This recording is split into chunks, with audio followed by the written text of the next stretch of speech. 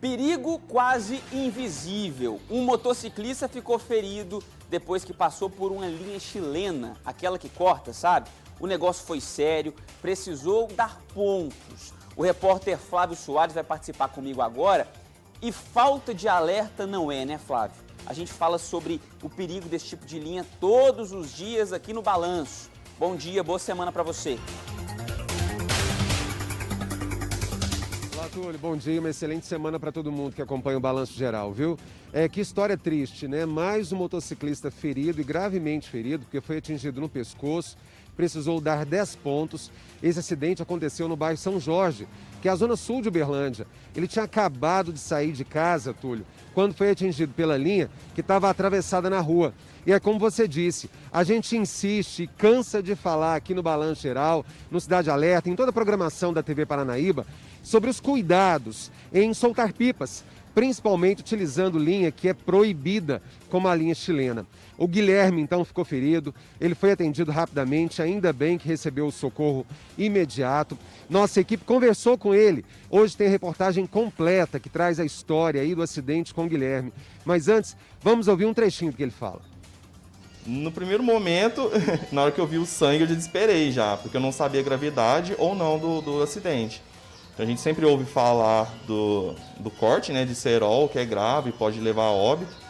Então, quando eu percebi que era a linha e vi que estava sangrando, em primeiro momento eu tentei correr o mais rápido possível para o São Jorge. Eu cheguei lá com a mão no pescoço, né, para evitar o excesso de sangramento. Lá eles fizeram primeiros socorros e me encaminharam de ambulância para o Pampulha. Reportagem completa hoje no Balanço, viu? E o corpo de um homem foi encontrado ontem à margem da BR-050 em Uberaba. A Juliana Leal está com a gente também hoje, nessa segunda-feira. Bom dia, Ju, boa semana. Tinha marca de violência no corpo? Oi, Túlio, bom dia para você que acompanha o Balanço Geral. Uma ótima semana para todo mundo. Não, Túlio, não tinha sinais de violência no corpo, por isso foi preciso chamar um médico legista, né, justamente para ele fazer um exame mais aprofundado e saber exatamente a causa da morte desse homem. O corpo foi encontrado às margens da BR-050, o Corpo de Bombeiros ajudou no resgate ao corpo que estava submerso em uma vala ali próximo à rodovia, Túlio. De acordo com os militares, o corpo desse homem apresentava 3 tatuagens, sendo que 2 eram nomes, o nome de um homem e o nome de uma mulher, e uma outra tatuagem parecia ser um dragão. Então agora é com isso que eles contam, né, umas características mais específicas para ver se eles encontram de fato, eles descobrem essa identidade do corpo do homem que foi encontrado. O corpo foi encaminhado já, Túlio, ao IML e aqui de Uberaba, e agora a polícia trabalha nessa investigação para saber tanto a motivação da morte, né, desse homem, quanto também a identidade dele. Obrigado pelas informações, viu, Juliana Leal, direto de Uberaba. Porque teve acidente nesse final de semana em Patos de Minas. Foi moto com moto. Uma das vítimas ficou ferida e precisou ser levada para o hospital. E no fim das contas, estava todo mundo errado. Sabe por quê? Cadê a Ana Paula Lemos que vai participar comigo? Ana, boa tarde para você. Essa semana firme e forte aqui no Balanço Geral. Ô Ana, estava tudo errado porque nenhum dos dois tinha carteira de habilitação, né? É isso mesmo, Túlio. Primeiramente, boa tarde para você, boa tarde a quem está acompanhando aí a programação da TV Paranaíba nessa segunda-feira. E foi isso mesmo, nenhum dos dois tinha carteira de habilitação. Esse acidente aconteceu na noite de sábado no bairro Padre Eustáquio, em Patos de Minas. Um condutor de 18 anos seguia pela rua Murié, quando na rua Bariris, um outro condutor aí de 39 anos acabou furando o pare e eles bateram. O condutor de 39 anos teve uma fratura exposta no pé e também no fêmur. O SAMU prestou ali, né, os primeiros socorros e ele foi encaminhado a um hospital particular em Patos de Minas. Já o condutor de 18 anos teve escoriações pelo corpo, ele clamou de dores em uma das pernas, porém ele não quis, ele dispensou, né, o atendimento ali do SAMU, foi encaminhado para a delegacia. E o condutor de 39 anos continua ali no hospital, em Patos de Minas, sendo escoltado pela Polícia Militar. Porque o que ele fez foi um crime de trânsito e deve responder por isso. Ana, obrigado pelas informações. E o acidente com moto é chocante, ainda mais moto com moto. A gente sabe que para-choque de moto é testa do motociclista. Então o trem foi feito em Patos de Minas. E ainda em Patos, também teve um acidente fatal envolvendo o piloto de moto, viu? De acordo com a PM, o motociclista perdeu o controle e bateu nos coqueiros. O Flávio Soares volta a participar porque ainda teve gente com ferimento grave, né, Flávio? Túlio, teve sim, viu? A garupa, né? A mulher que estava na garupa, uma mulher de 44 anos de idade, ela ficou gravemente ferida, foi levada para o hospital regional. Agora, a pior foi para o condutor da moto, viu, Túlio? O Arley Morato Alfredo, de 24 anos de idade. Ele também ficou gravemente ferido, foi socorrido às pressas também para o hospital regional, mas infelizmente não resistiu e morreu. O acidente foi ontem à tarde na Avenida Fátima Porto. De acordo com testemunhas que passavam ali pelo local, ele vinha pela avenida quando de repente, aparentemente, perdeu o controle da direção e bateu aí nos dois coqueiros no passeio. Então ele saiu da pista, subiu a calçada e bateu nos coqueiros. A Polícia Militar foi acionada, o SAMU também, foi o SAMU que fez o socorro inicialmente. Por enquanto, não dá para definir quais foram as reais causas do acidente, mas infelizmente o resultado aí foi trágico. Uma mulher gravemente ferida, que está fora de perigo, e agora também o piloto da moto que não resistiu aos ferimentos e acabou morrendo. Túlio. Infelizmente, fica o sentimento aqui de toda a equipe do Balanço Geral, a família desse motociclista. Obrigado pelas informações, Flávio. E um acidente foi registrado ontem à noite na estrada que dá acesso à usina de Tejuco, em Uberaba. Um idoso ficou preso às ferragens.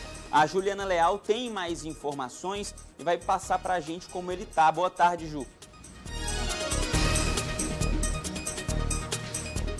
Ô Túlio, esse acidente aconteceu ontem à noite, como você disse, envolveu dois veículos, uma carreta bitrem e também uma caminhonete, onde estava esse idoso de 73 anos. De acordo com o Corpo de Bombeiros, o acidente aconteceu nessa estrada vicinal próxima ali à BR-050, próximo ao quilômetro 121.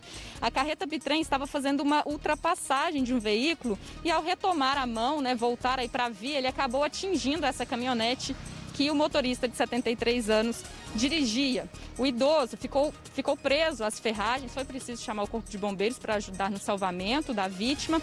Os militares usaram, inclusive, um equipamento específico para fazer isso, para a retirada da vítima sem que ela sofra algum ferimento.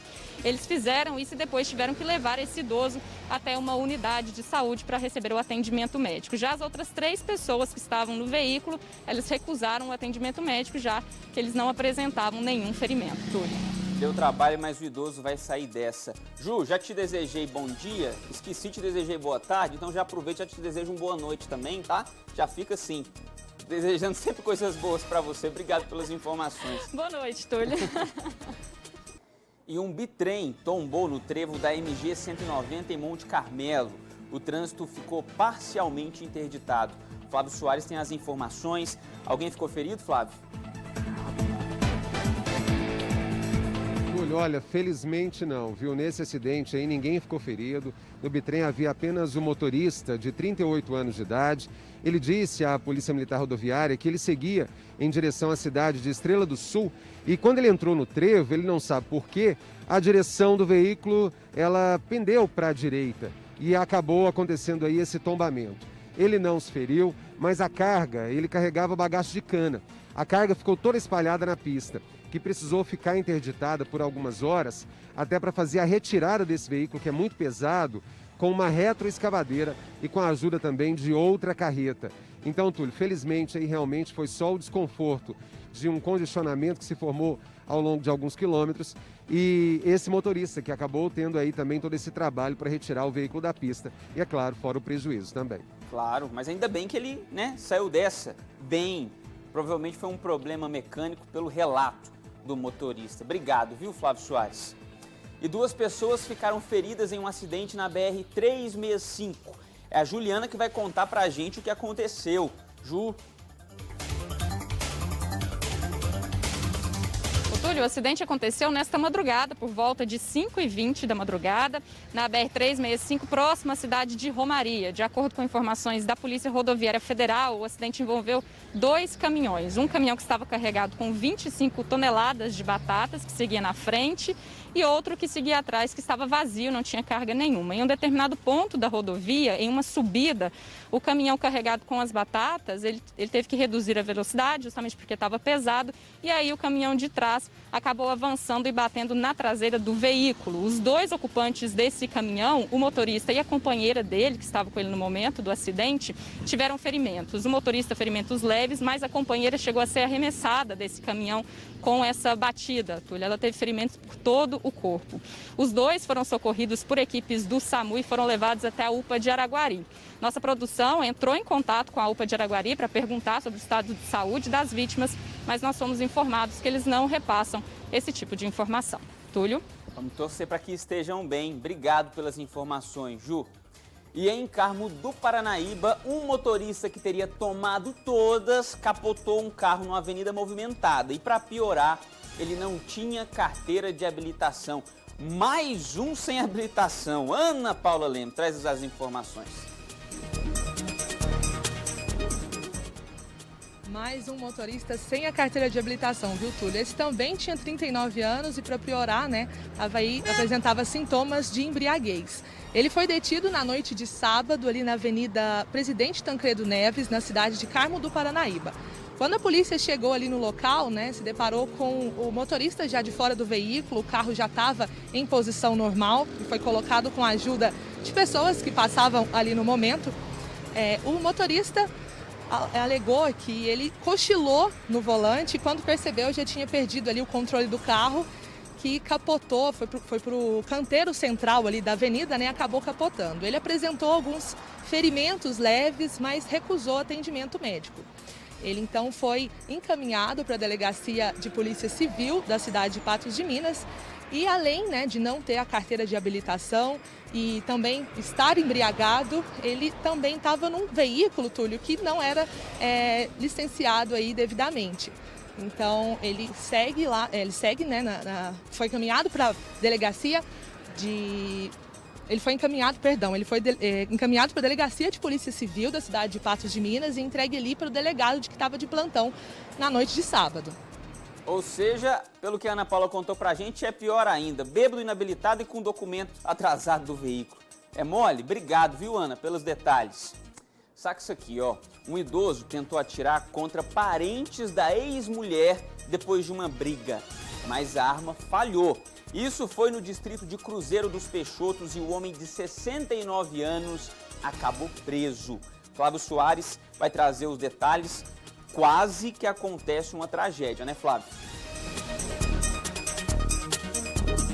Quase, né, Túlio? Porque esse homem estava realmente a fim de matar alguém, viu? Esse idoso tem 69 anos de idade, ele foi até a casa da ex-mulher dele. Segundo informações da polícia, que no fim das contas atendeu a essa ocorrência, ele teria a intenção de matar o atual companheiro dela.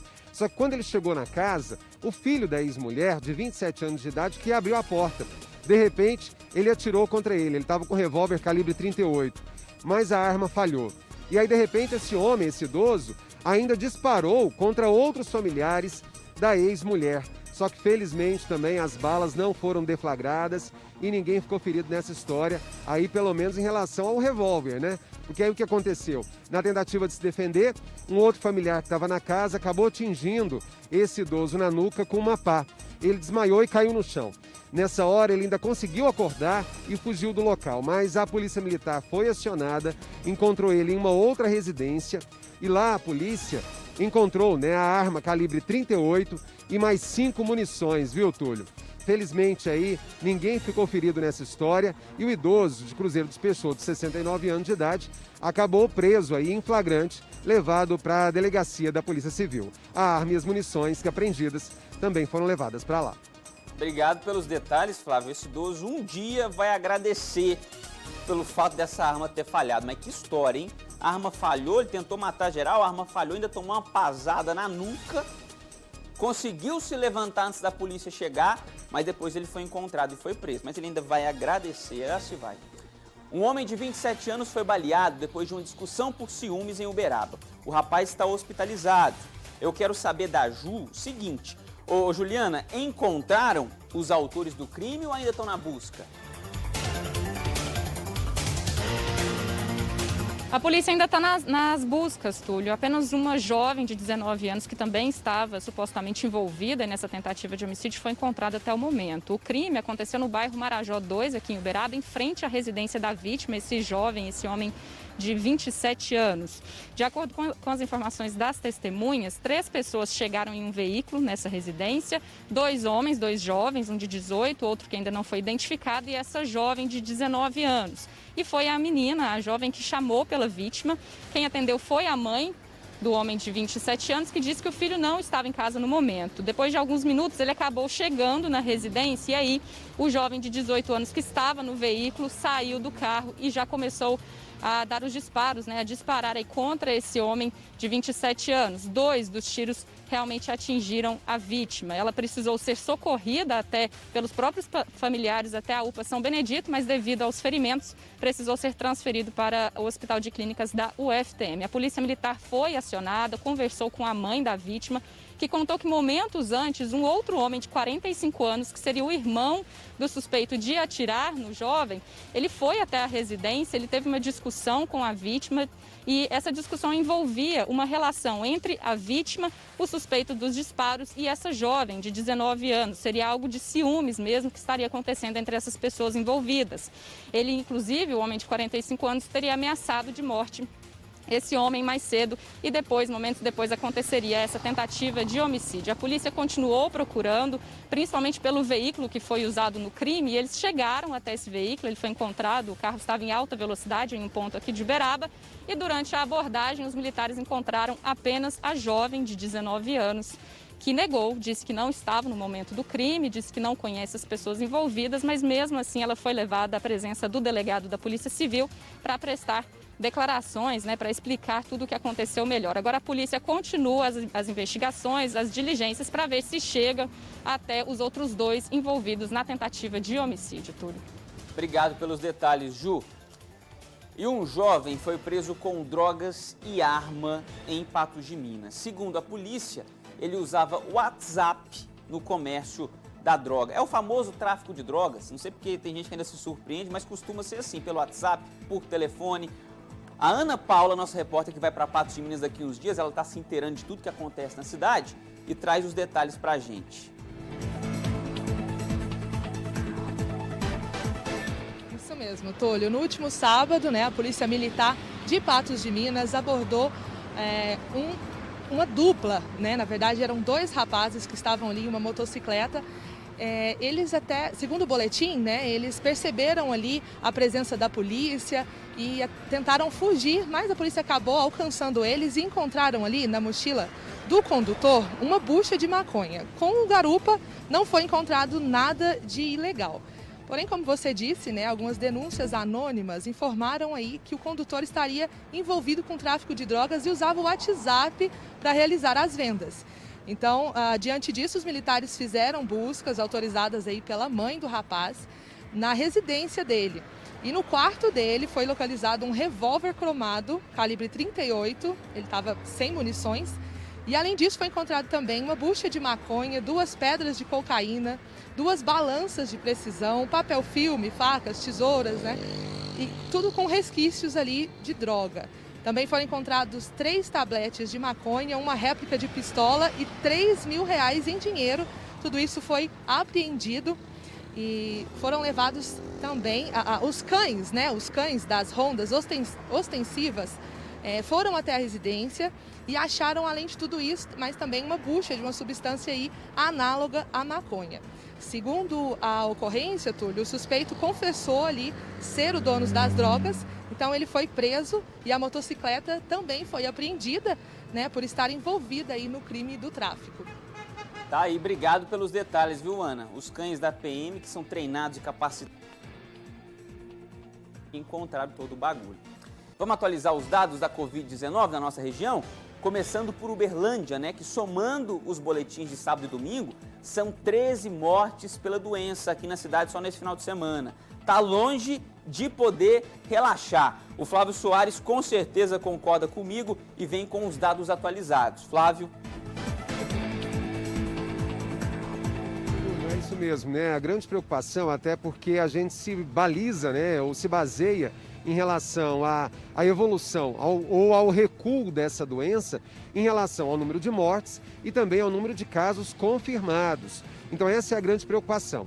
De acordo com o último boletim epidemiológico divulgado aqui no município, já são quase 13 mil pessoas com Covid-19. São 12.867. Novos casos confirmados em 24 horas são 81. Mortes confirmadas até agora, 247. E tem também 3 mortes suspeitas ou em investigação. Total de pacientes internados na rede pública e privada são 221. Hospitalizados em UTI na rede pública e privada, 92. E hospitalizados em leitos de enfermaria, 129. Pacientes recuperados até agora, 9.285 pessoas que se recuperaram. Dos leitos aí, é importante a gente citar que a ocupação, 73% dos leitos. 106 leitos ocupados na rede pública e nós temos também 40 leitos disponíveis ainda na rede pública. A situação, pelo menos, Túlio, em relação à ocupação dos leitos, principalmente na rede pública, hoje a gente está em um pouco de vantagem, mas ainda precisamos sim nos preocupar, como você disse, em relação às medidas de prevenção a essa doença, que a gente sabe que ainda está matando muita gente. Com certeza, a situação ela não está boa, ela está menos pior do que estava. E esse número me chamou muita atenção em 2 boletins, 13 mortes, eu achei um número muito alto. Obrigado, viu, Flávio, pelas informações.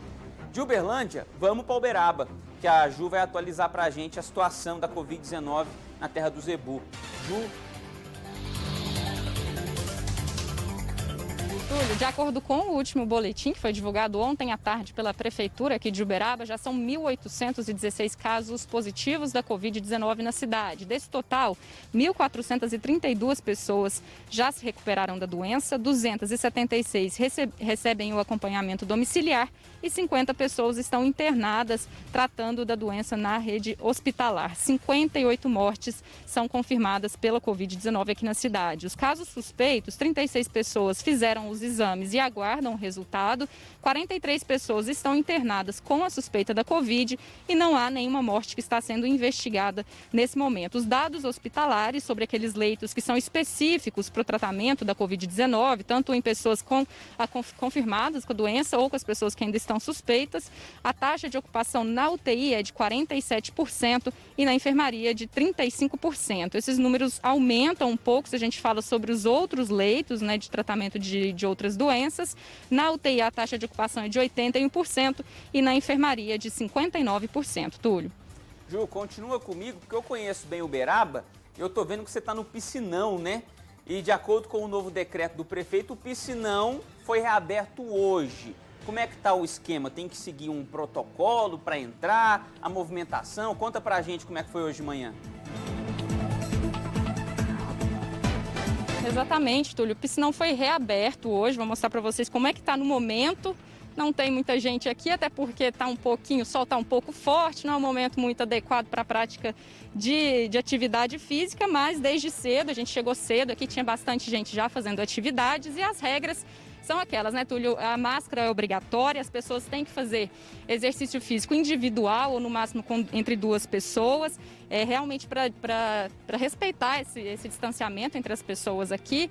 O bom é que é um local totalmente arejado, bem grande, dá para respeitar sem problemas, né? E é importante dizer que a abertura, né, que a entrada do piscinão, na verdade, está sendo concentrada toda na Avenida Claricinda Alves Rezende. Então, aqui tem mais de uma entrada, mas por enquanto, justamente para poder controlar essa entrada, essa quantidade de pessoas no parque, eles estão deixando direcionada mesmo apenas em uma das entradas do parque. Além dessa mudança, essa alteração aí no decreto municipal, o prefeito também anunciou algumas outras pequenas alterações, como por exemplo a volta da venda de bebida alcoólica nos bares e restaurantes, porque estava suspenso, os bares e restaurantes eles podiam abrir, mas sem vender bebida alcoólica. Agora o prefeito anunciou, diz que pode, realmente esses estabelecimentos podem voltar a vender a bebida alcoólica, mas de uma forma realmente mais controlada, né, justamente para não deixar aí que isso saia um pouco de fora do controle. Além disso, o transporte público agora também pode, as pessoas também podem ir em pé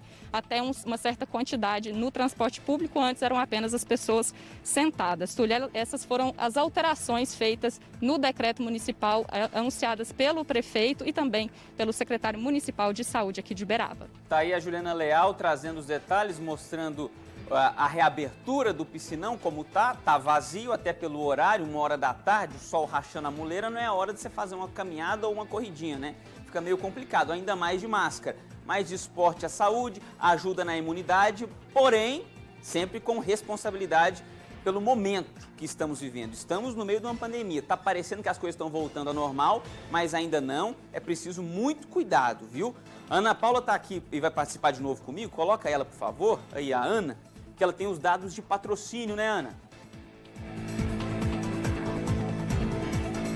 Isso mesmo, Túlio. Em patrocínio, conforme o boletim informativo enviado pela Secretaria Municipal de Saúde, a cidade consta com 10 casos suspeitos aí de coronavírus, 542 casos confirmados e 482 casos curados.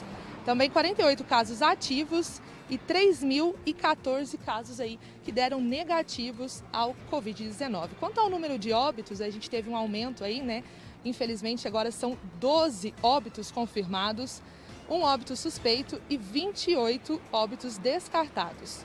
Quanto às internações da Covid-19, né, dos residentes da cidade de Patrocínio, o total de paciente internado, Túlio, é um total de 15 pacientes internados, né, sendo ele 7 de UTI e 8 hospitalizados em enfermaria. A ocupação de leitos, englobando todas as enfermidades, temos um total de 44 pacientes internados, 17 em UTI e 27 hospitalizados em enfermaria, Túlio. Obrigado pelas informações, Ana. E os dados de Minas foram divulgados hoje no meio da manhã pela Secretaria de Estado de Saúde. O levantamento diz que o estado tem 133.743 casos confirmados de Covid-19. 2.894 pessoas morreram pela doença aqui em Minas. E 102.562 pessoas se recuperaram da doença. Ô, gente, ao vivo, um bebê de 3 meses foi socorrido por bombeiros depois que ele se engasgou. Isso foi em Uberaba. A Ju tá por dentro e conta pra gente. Ô, Ju, imagina o susto da mãe da criança, né? Mas tá bem, né? Ela está bem, felizmente, graças ao trabalho do Corpo de Bombeiros, que agiu rápido, né, Túlio? Foi realmente um susto para a família, para a mãe. Quem ligou para o Corpo de Bombeiros foi o avô, dizendo que a mãe estava desesperada, não sabia como agir, já que a criança, um bebezinho de 3 meses, Túlio, ficou engasgado depois da amamentação. A mãe contou que foi trocar a fralda e aí percebeu que ele estava engasgado. O avô ligou para o Corpo de Bombeiros do trabalho. E aí ele falou que a filha estava desesperada e que alguém precisava ir lá socorrer esse bebê, o netinho dele de 3 meses.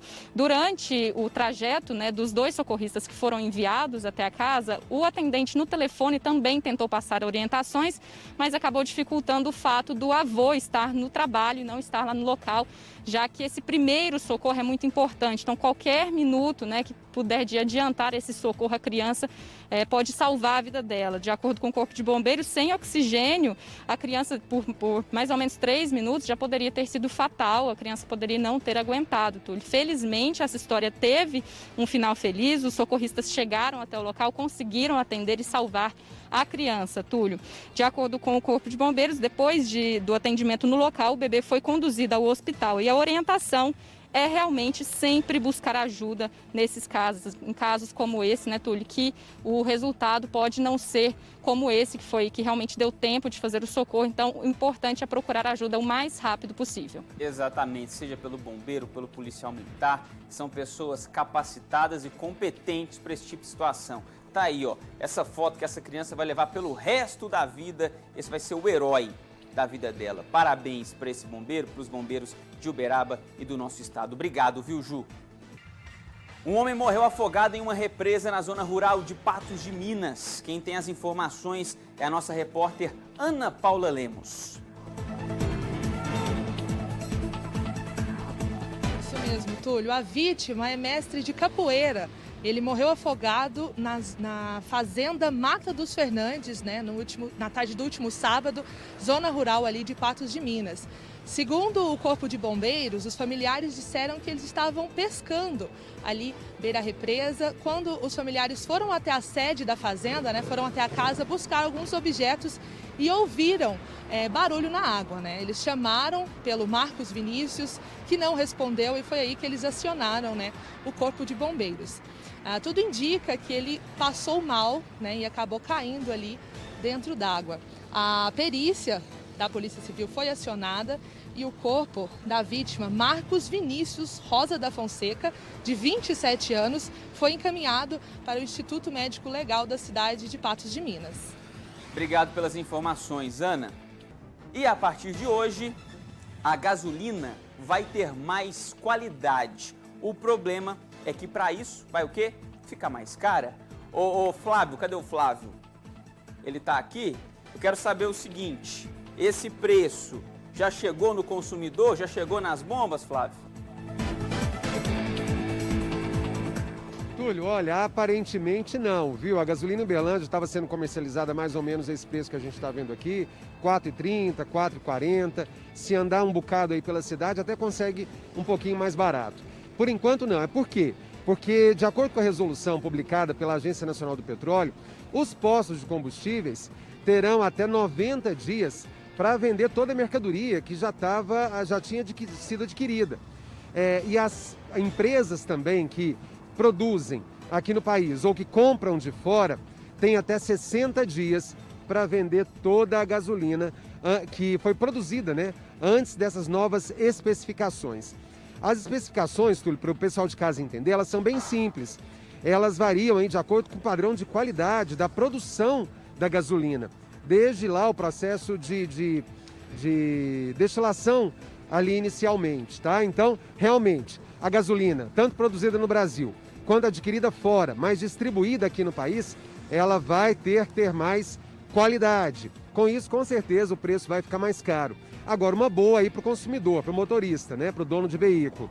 Segundo informações da própria Agência Nacional do Petróleo, ela vem com maior qualidade ou mais qualidade e acaba fazendo com que os veículos consumam menos combustível. Então a notícia boa pelo menos é essa, viu, Túlio? Se ela vai ficar mais cara, isso é praticamente certo. Agora, pelo menos a garantia aí pela resolução é que os veículos vão acabar consumindo menos, viu? O motorista vai descobrir só quando fizer a média com esse novo combustível, viu?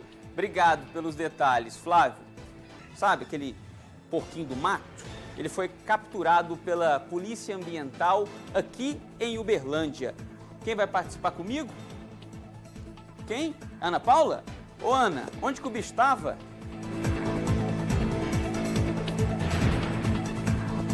Pois é, Túlio, foram os moradores da rua Roberta Milena Cunha, do bairro Gravatás, aqui de Uberlândia, que encontraram aí o animal e acionaram a polícia. O animal, né, que faz parte da fauna silvestre brasileira, da espécie cateto, ou como você disse, né, popularmente conhecido como porco do mato ou porco selvagem. O porco deu trabalho, viu, Túlio?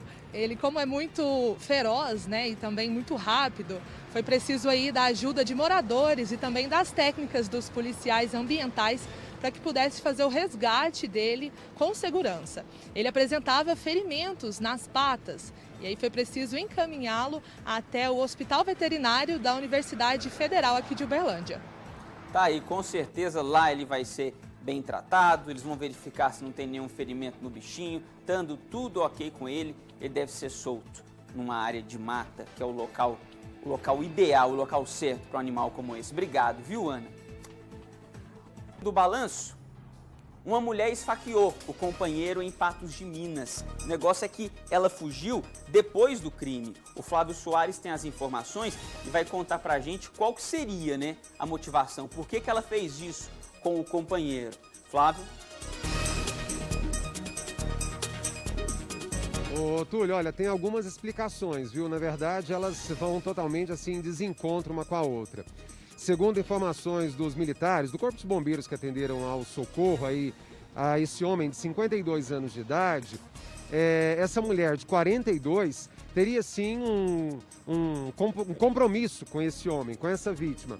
Só que isso não é muito claro não, porque segundo vizinhos, ela morava nessa casa há apenas 3 dias. Ela tem 42 anos de idade e ele 52. Ele é conhecido como Zezão.